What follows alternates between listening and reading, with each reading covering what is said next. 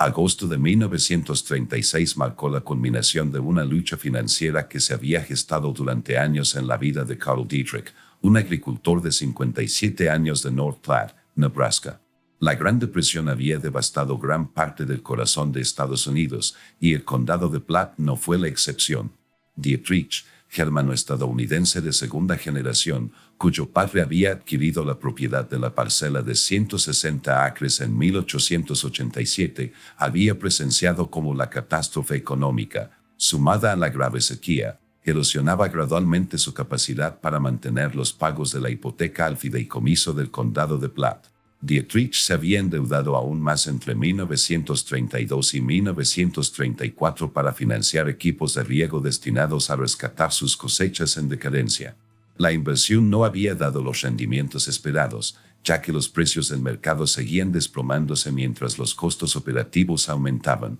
A principios de 1936, su deuda pendiente con el banco ascendía a $4,750, $93,000 en valor actual, una suma imposible de pagar dadas las circunstancias.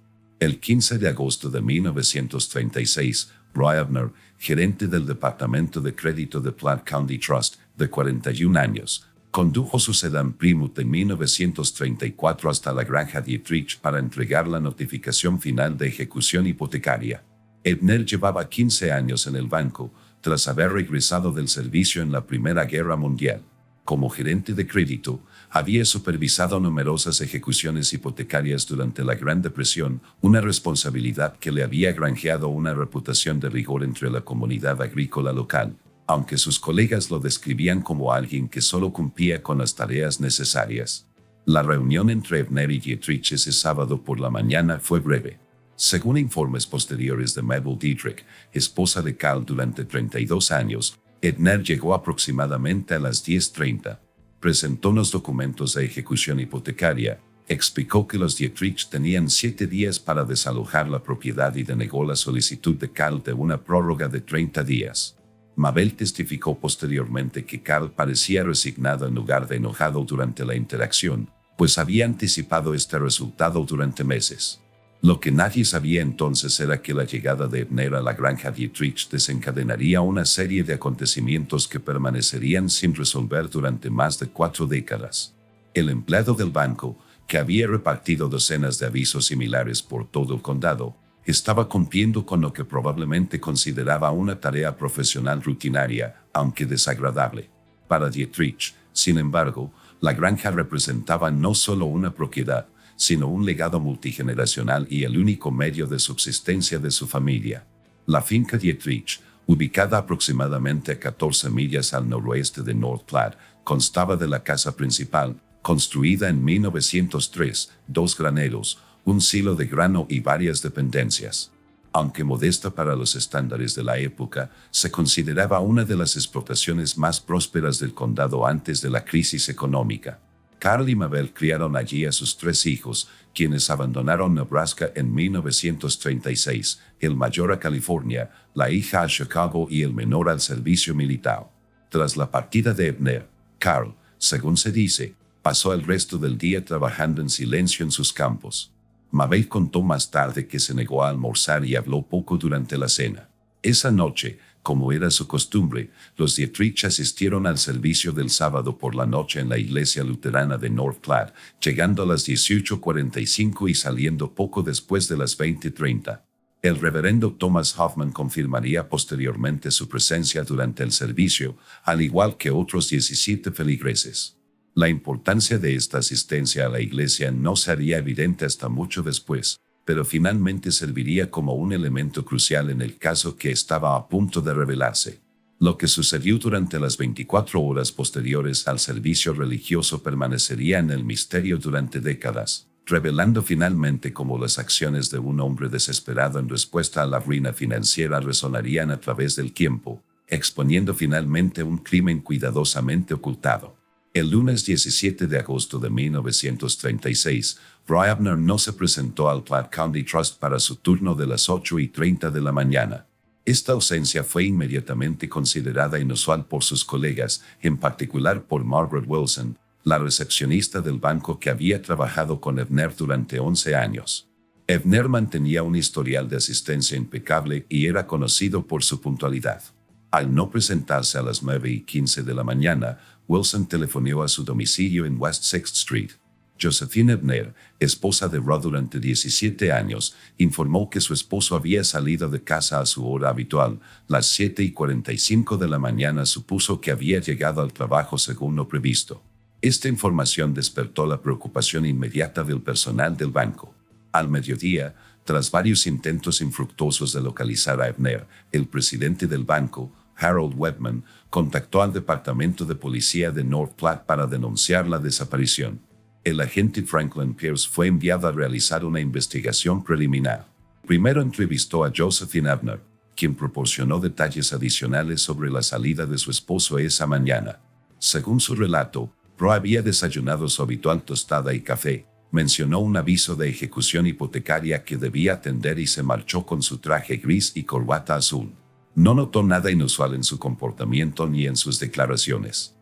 Se inició entonces una búsqueda metódica de las rutas habituales de Ebner entre su casa y el banco. Aproximadamente a las 15:20, localizó el sedán Plymouth de Ebner estacionado en el estacionamiento municipal junto a la estación de ferrocarril North Platte Union Pacific. El vehículo estaba cerrado con llave, con el maletín de Ebner visible en el asiento del copiloto. No había señales de disturbios ni forcejeo dentro ni alrededor del automóvil. El descubrimiento provocó especulaciones sobre la posibilidad de que Ebner hubiera subido a un tren, aunque los registros de la estación no mostraban ningún billete comprado a su nombre. Al anochecer, la preocupación se había intensificado.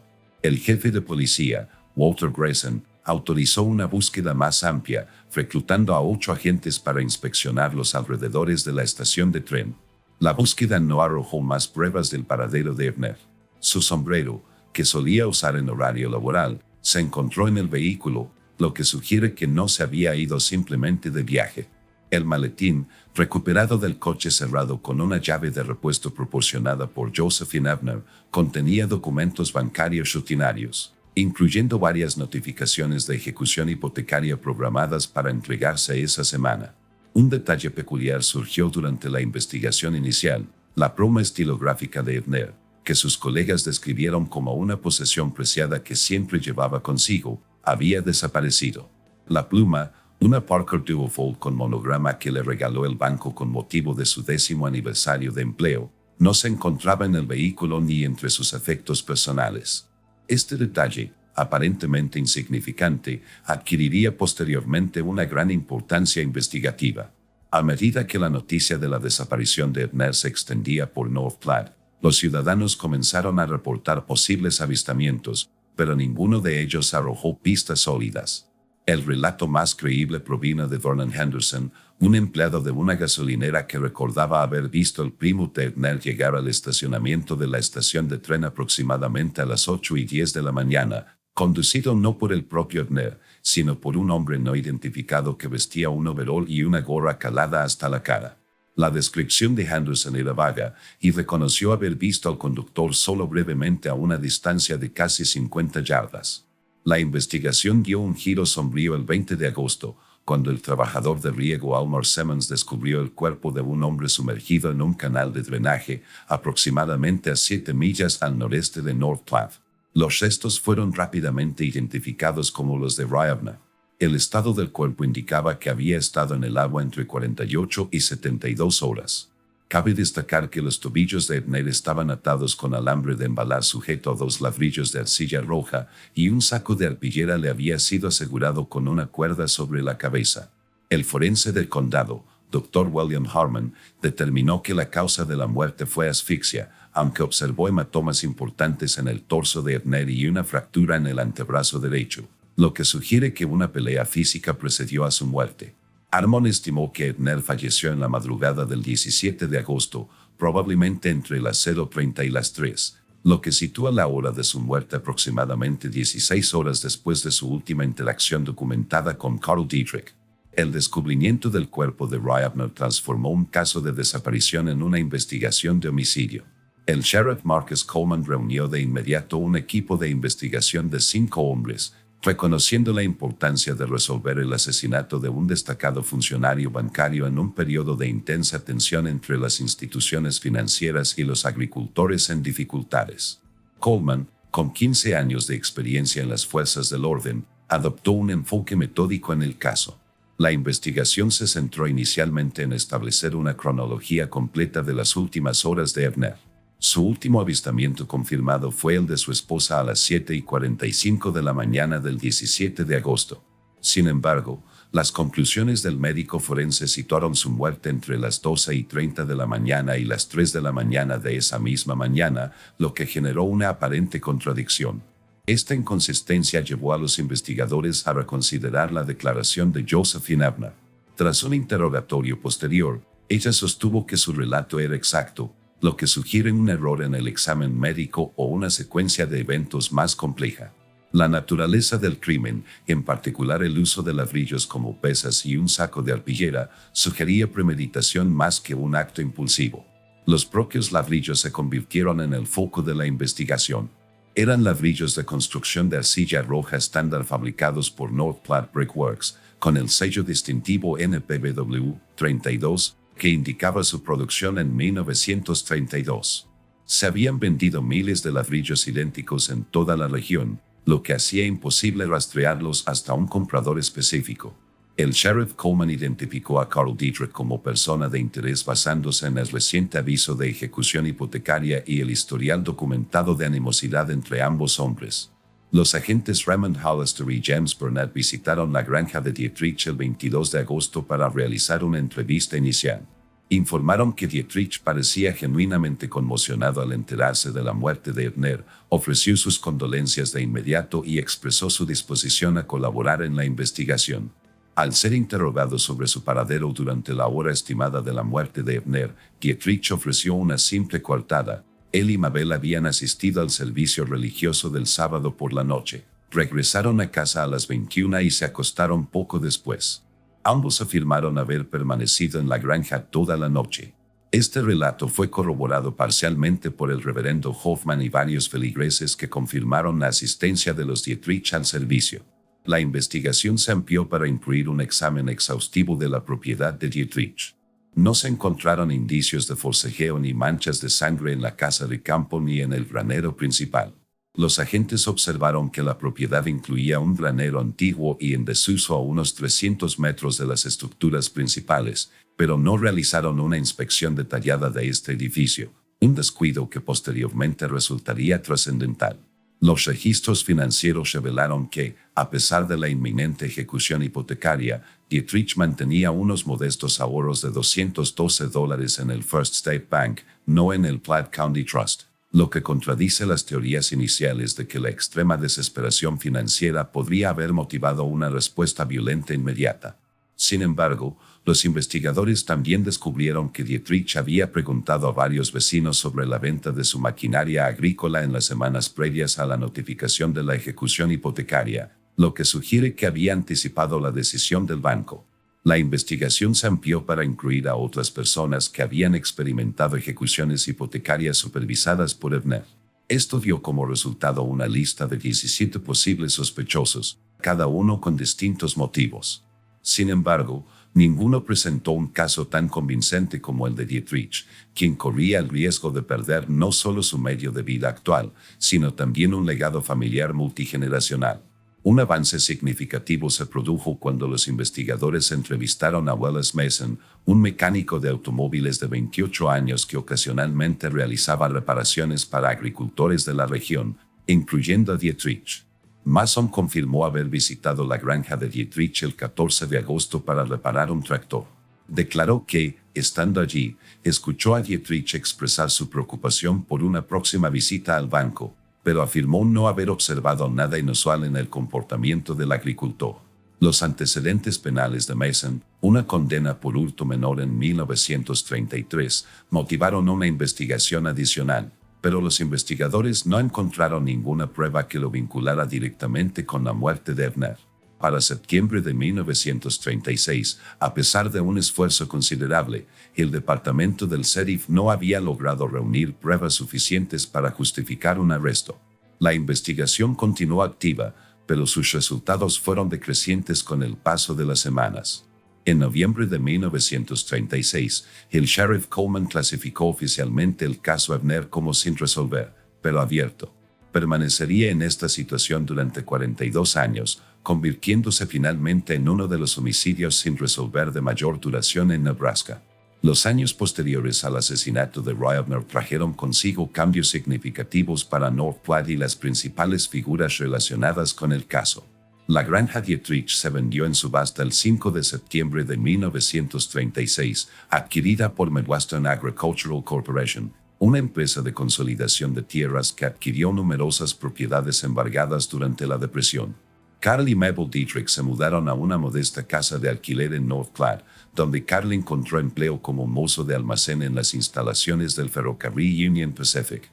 La investigación del asesinato fue perdiendo protagonismo, aunque siguió siendo objeto de especulación ocasional en la comunidad.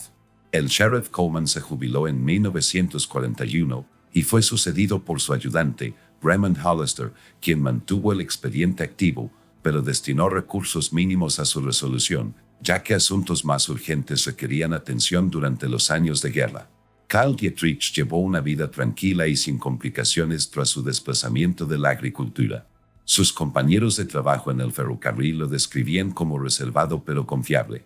Participaba mínimamente en actividades comunitarias, aunque él y Mabel mantuvieron su membresía en la iglesia luterana de North Platte. Sus hijos rara vez regresaban a Nebraska, estableciendo vidas y familias en estados distantes. El 17 de marzo de 1959, Carl Dietrich falleció de una insuficiencia cardíaca a los 80 años. Su obituario en el North Platte Telegraph no mencionó la ejecución hipotecaria de la granja ni el caso Abner, describiéndolo simplemente como un empleado ferroviario jubilado y exgranjero. Mabel Dietrich continuó viviendo en North Platte hasta su fallecimiento por neumonía en 1964. La pareja fue enterrada en el cementerio de North Platte. Sus modestas lápidas no ofrecían ninguna indicación de su conexión con lo que seguía siendo el crimen sin resolver más notorio del condado. Willis Mason, el mecánico que había trabajado para Dietrich, tuvo una trayectoria más turbulenta. Tras varias infracciones legales menores a lo largo de la década de 1940, se mudó a Denver en 1952 y luego a Cheyenne, Wyoming, en 1957, donde estableció un negocio de reparación de automóviles con un éxito moderado.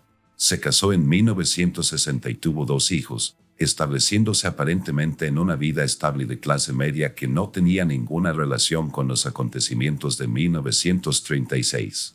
El expediente del caso Abner, conservado en los archivos del Departamento del Sheriff del Condado de Platte, fue revisado periódicamente por sucesivas administraciones, pero no generó avances significativos. Para la década de 1970, la mayoría de los investigadores originales se habían jubilado o fallecido, y el asesinato había adquirido una categoría casi legendaria, siendo frecuentemente mencionado como un ejemplo de cómo un crimen aparentemente perfecto podía permanecer sin resolver a pesar de los mejores esfuerzos de las fuerzas del orden. La propia comunidad de North Platte experimentó cambios sustanciales durante estas décadas. El auge económico de la posguerra trajo consigo mayor prosperidad, nuevas industrias y crecimiento demográfico. Los edificios del Platte County Trust fueron demolidos en 1967 para dar paso a un moderno centro financiero. El lugar donde se descubrió el cuerpo de Abner se incorporó a un sistema de riego ampliado, y el paisaje quedó irreconocible respecto a su aspecto de 1936. A través de estas transformaciones, las preguntas fundamentales en torno a la muerte de Abner quedaron sin respuesta. ¿Quién lo había asesinado y por qué habían transportado su cuerpo a un canal de riego a kilómetros del pueblo? La teoría predominante sostenía que el asesinato estaba relacionado con una ejecución hipotecaria y que Carl Dietrich seguía siendo el principal sospechoso a pesar de la ausencia de pruebas concluyentes. Lo que nadie supo durante estas décadas de silencio fue que la resolución del caso residía en una pequeña caja metálica oculta bajo las tablas del suelo de un taller en Cheyenne, Wyoming, un contenedor de secretos que Willis Mason había transportado a través de las fronteras estatales en múltiples ocasiones, sin desechar jamás su contenido a pesar del riesgo que representaba para su libertad. La evidencia que finalmente aclararía los sucesos de agosto de 1936 permanecía latente a la espera de circunstancias que la obligaran a emerger.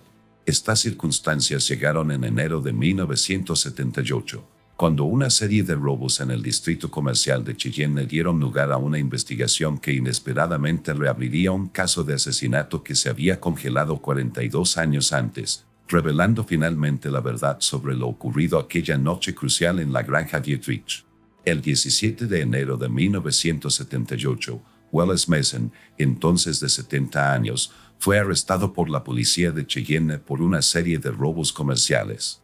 Un registro en su domicilio descubrió una caja metálica de municiones bajo el suelo de su taller. La caja contenía la pluma estilográfica Parker Duofold con monograma de Roy Abner, un aviso de ejecución hipotecaria de un banco de Nebraska con fecha de agosto de 1936 y un cuaderno con anotaciones manuscritas que documentaban un homicidio. Estos artículos fueron enviados al departamento del sheriff del condado de Platte, donde el sheriff Robert Thornton reconoció su importancia para este caso de décadas de antigüedad. Tras revisar los archivos, Thornton viajó a Cheyenne para entrevistar a Mason. Aunque inicialmente negó tener conocimiento de los elementos, Mason finalmente aceptó proporcionar una declaración completa a cambio de inmunidad procesal por el asesinato de Abner, citando su avanzada edad y mala salud. La confesión de Mason reveló que su relación con Carl Dietrich iba más allá de trabajos mecánicos ocasionales.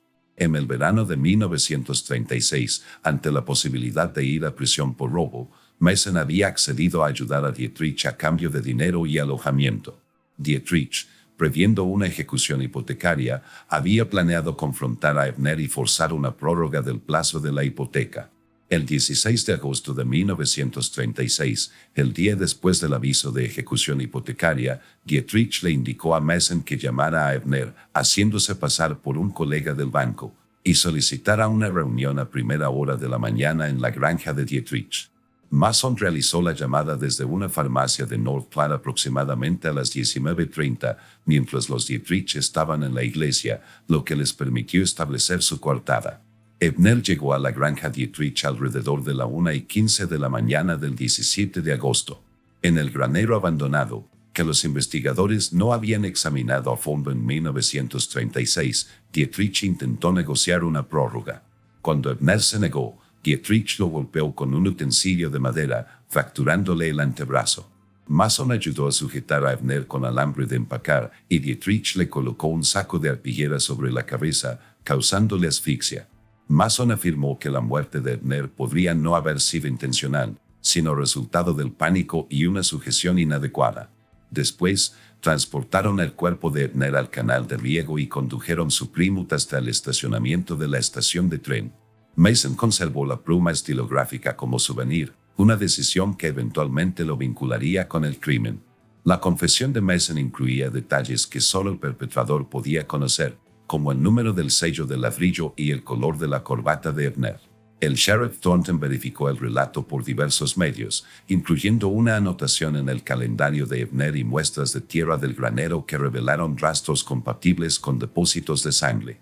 El 30 de marzo de 1978, el departamento del sheriff del condado de Platte cerró el caso del asesinato de Roy Abner, señalando a Carl Dietrich como principal autor y a Wallace Mason como cómplice.